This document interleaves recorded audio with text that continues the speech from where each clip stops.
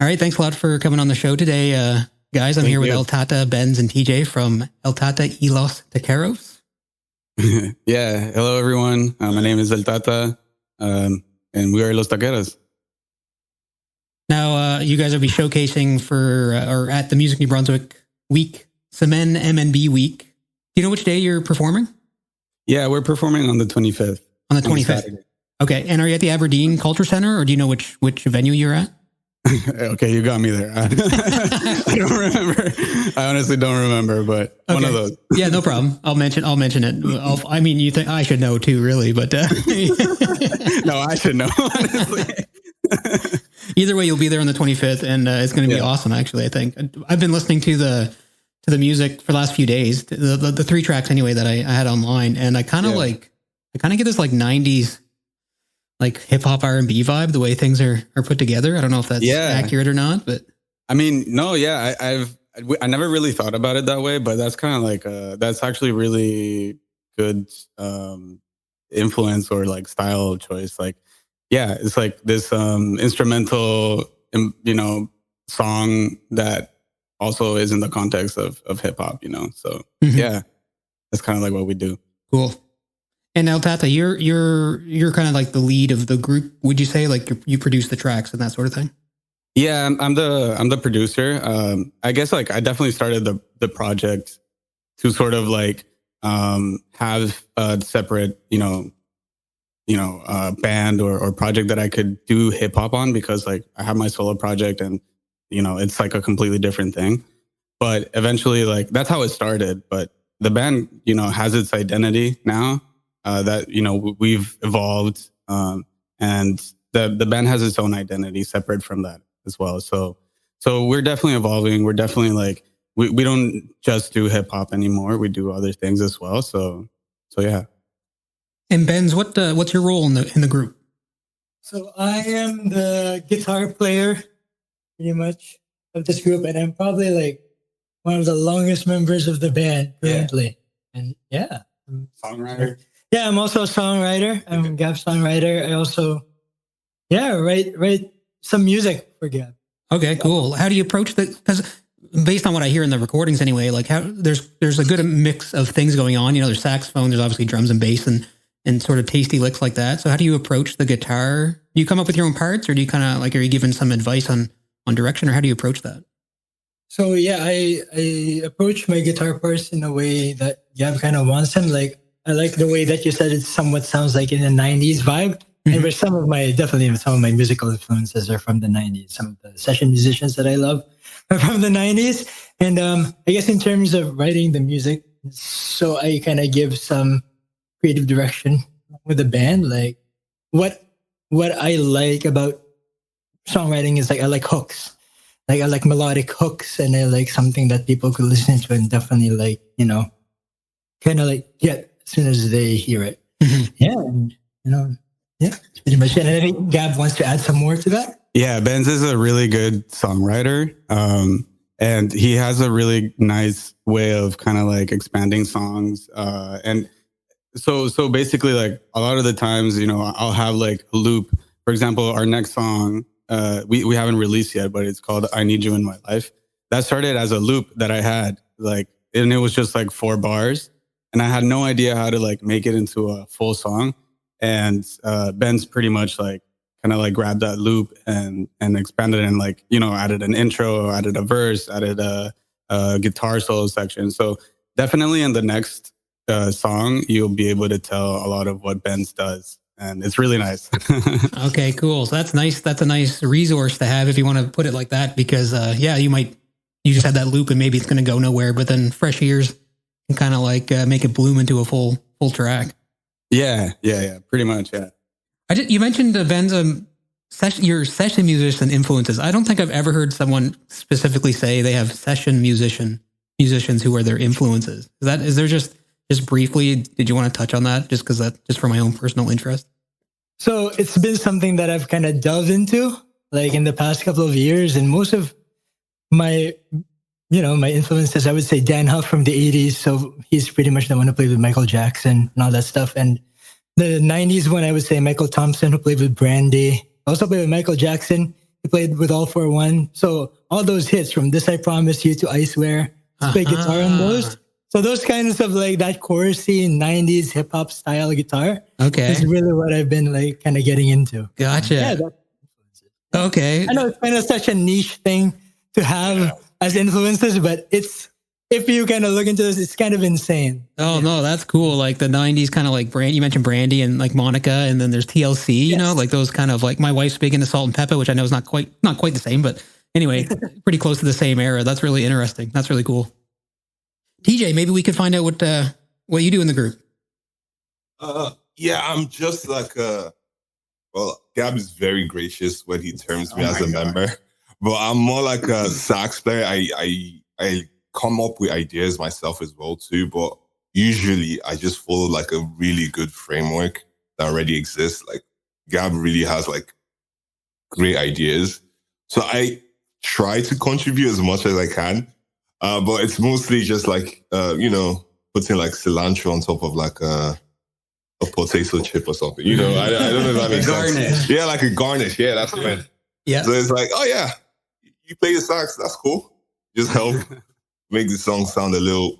He's being different. too humble. Yeah, but he's a great saxophone player, we have to say. I try. Well, if you listen to the tracks, the saxophone parts they stick out big time. Like they're kind of like an important ingredient, at least to my ears. Well, it's good that you think that, but I also think they're also important, kind of. But I feel the band in itself is just so really good. Like the songwriting is so really good. So if you add like a violin, for example, it probably still make the same thing. But I'm just really happy I get to like play these guys quite often. Mm-hmm.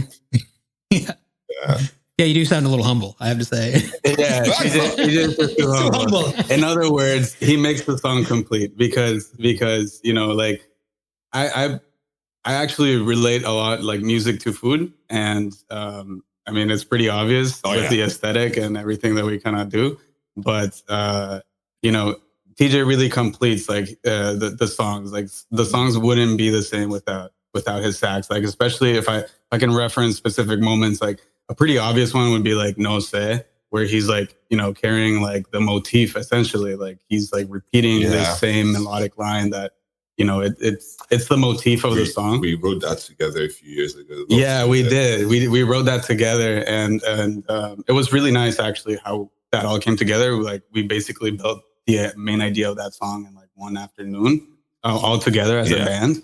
But then in other cases, for example, with Best Life, we had that song like it was actually that song actually started being produced by Mate, which is the guy rapping on it, and then I took it and kind of like expanded it a bit. And once we expanded it, TJ came in. I mean, if you listen to the sax, like just the lines that are there in the verse, like they do massive amounts. Like that sax in there is so good. And yeah, like a lot of that was just like asking TJ to kind of like come in the spaces and yeah, I feel like honestly the sax is so important, and we're just really lucky to have TJ here. And like we see our sax parts as like our hook machine. Yeah. So that's what it is. So I give at least TJ some ideas, which he humbly accepts. And, but he also comes up with his own hook. Oh yeah, sometimes really good. Yeah. And like that's how we see this whole band as like it's more like a collaboration. Yeah. Cool. I'm very fortunate to have like really good musicians on this band, and it's always a team effort. Yeah, definitely. Awesome. Yeah, I mean the timbre of the sax sitting over the music. We don't need to focus on this too much, but I'm pro sax, so I feel like it's a good decision. When I read online that you kind of like considered a jam band. Is that still correct? Like live, can people expect things to change versus what they hear on the recordings? I don't know. Like maybe not a jam band as Grateful Dead jam band, mm-hmm. but we're definitely like we do a lot of like improvisation. I mean, maybe you can talk more about this because TJ's like the actual jazz player in the band. Yeah, I mean it's. I don't want to say it's different from what I usually play because I like jazz a lot, and I play jazz maybe 70% of the time when I do play music. But it's basically free to have the creative expression on stage. Because while we do have structure with our like song hooks, our bridges and stuff, we actually just listen more to each other. So it kind of reminds me of like when I do like little gigs in like with like a trio, like a quartet or something. So it's just, oh yeah, it's not jazz, but it's as close as jazz as I can be while also doing something I really like, which is hip hop. So yeah, it's like, yeah, it's improvisation is like, I'll say it's 50% of what we do on stage. Because the structure we already do have from our songwriting is it's basically just that structure. Then we have little spaces that we fill, and those spaces are very important. Like Manteca, for example, we have a melody, we have a hook, but we don't have a verse or like something we play in the verses. So we literally just do call and responses, which is basically just jazz improvisation. Like, well, in my opinion, of course. Yeah. Yeah, there's definitely like we work within a structure, but within that structure, we are free to kind of play around with things. And I wouldn't say our song sounds exactly the same as the record, but they're pretty close. And like our live sound is also like pretty big part of our core identity, I think. Like besides our studio sound, you know what I mean? Mm-hmm. Our shows are like pretty free, pretty upbeat, and I mean, we just kind of like have this vibe of like, we're here to have a good time and play good music. And yeah. So do you ever extend the songs so you're working within the framework of the song and you improv like what's going on during the start and end point, or do you kind of give yourself space to extend sections? So the way we do it often is once we're almost at the end of the song is we just feel the vibe and see who we can give our solos to.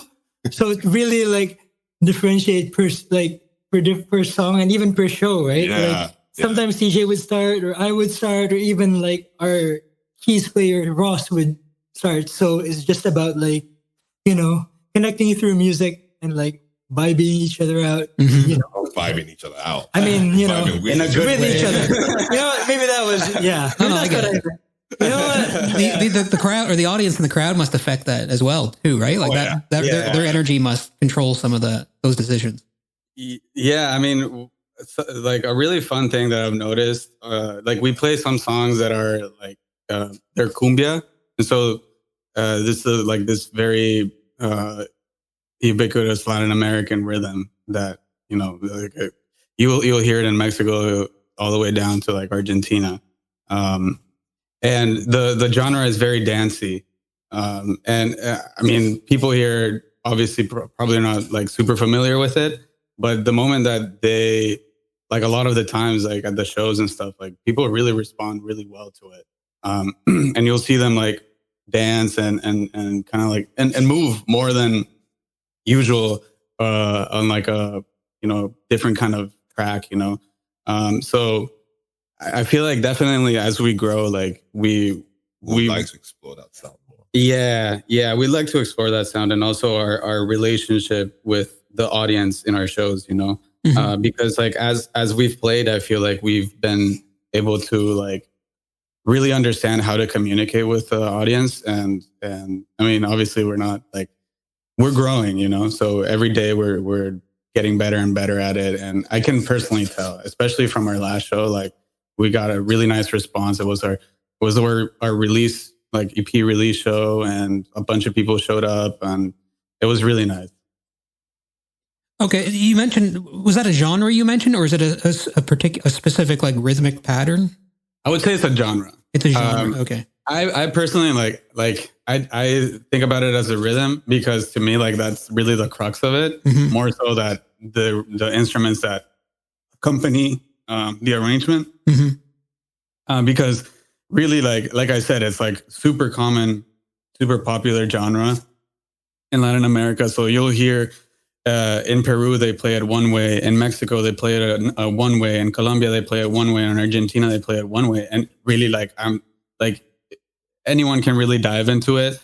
There's like psychedelic cumbia that's really popular in the Andes, like Peru, Ecuador. And parts of Chile. But then there's also like Argentinian cumbia. It's a little bit more dancey. It's a little bit more strong. There's also like in Mexico, I find that it's also quite dancey, but the arrangements are totally different. They're more like band arrangements, like with horns. And there's also like electronic cumbia, you know, like it's very diverse. Yeah, extremely diverse. Yeah, so cool. So that's why I mean, like for me, mostly it's like the rhythm, which is like that. But it's really a genre, like an umbrella, you know. Okay, cool. I'm gonna have to check that out. I was talking to Leandra Gold, who's from Colombia, and oh yeah, she's like classically trained. I'm sure you know her as an artist, but her EP has a lot of cool rhythm on it. That obviously is rooted in, I would imagine, in Latin America and Colombia. Yeah, no, Leandra has really amazing songs, and someone else that I could personally shout out is Dia Hernandez as well. Yeah, she's great. Yeah, like Dia is something else really. Like I've met her personally, and like her presence, her artistry is just something really. Yeah. Like you have to go to one of her shows, and it's like a whole different experience. Yeah. Another one I can shout out is Diana Delirio. She's based in PI. Okay. Also like really, really good musician. I think she won like the RBC. I forget what it's called. Like it's like this like up and coming musician award. So yeah, there's a lot of really talented Latin American artists here in the Maritimes. And I find that quite hopeful, and cool. Absolutely. Yeah, that's awesome. New Brunswick's quite it's become quite diverse over the last, I mean, it's always kind of been there, but it's ramped up over the last like 5 to 7 or 8 years, I would say, especially in the music scene since I've watched different artists and acts and genres show up. Yeah. The funniest thing about El Tata is we're basically all immigrants from different parts of the world. Yeah. So cool. Gab is from Honduras. I'm from Nigeria. Yeah. Benz is I'm from the Philippines. Yeah. And we all just met in New Brunswick, you know. Yeah. It's so our first bassist was Daniel, and he's also, was it Ecuador as well? Yeah, Ecuador, yeah. Wow. So it's very, very diverse. A lot That's of cool. ideas get thrown around, like, and we get inspired by different genres, but we also try and go back to our home kind of in our sound too. Mm-hmm. So we reference it in some of our songs. Like we play the song Locos and Frio. Mm-hmm.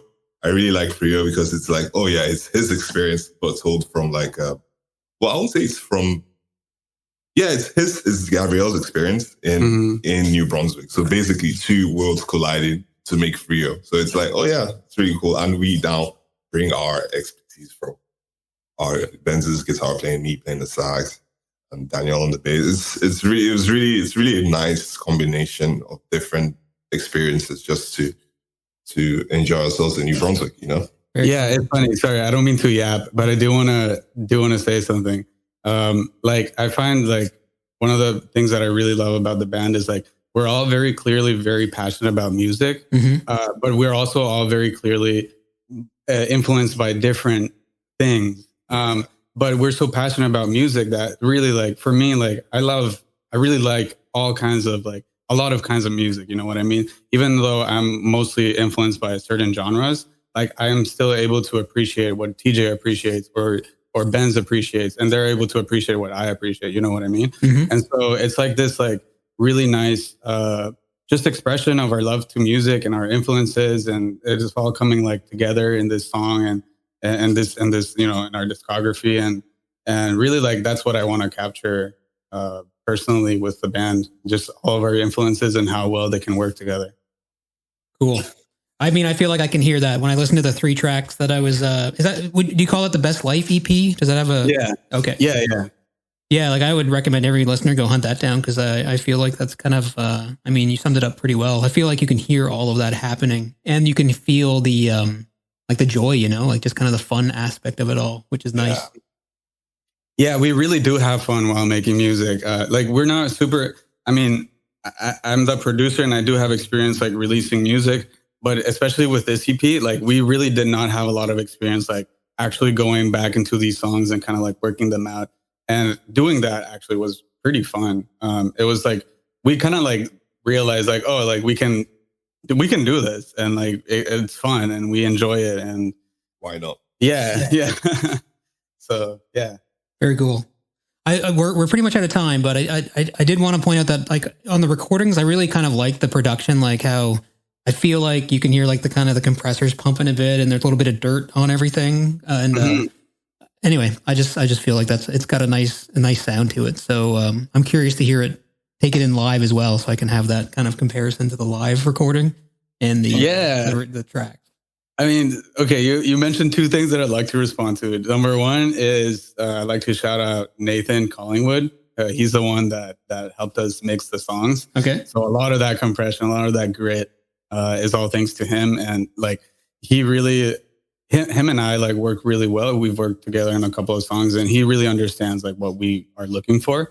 And so, yeah, that's a lot of thanks to him, and also John McLagan from Parachute Mastering for, capturing that and also, putting it all in a nice little package. Mm-hmm. And the second thing, if you want to see us live, we do have a show at Haven Music Hall in St. John, the 29th of November with another band from PI, a band from PI called Mango Street Trio. And it's pretty funky night. It'll be fun. Awesome. Yeah, maybe we could line up another chat or promo at the radio station before that happens.